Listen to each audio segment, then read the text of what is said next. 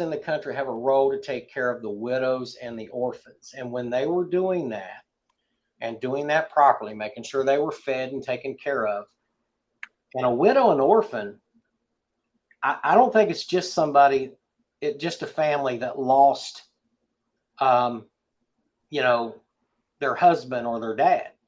No, it could, a widow and an orphan are these women and these kids that are out here that are being raised by these single parents and single moms who have been abandoned.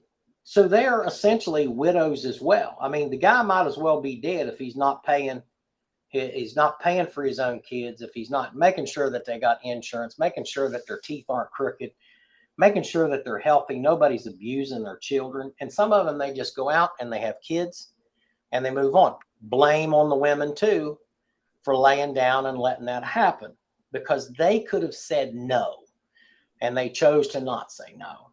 And when the government comes in and they provide that that help or assistance that the church used to provide, then who are the people more thankful to, God or the government?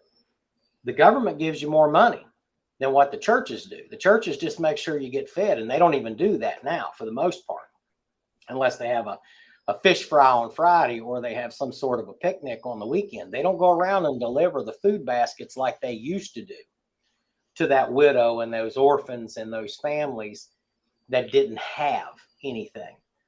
So now what you have is the government stepped in and said, we'll take care of that.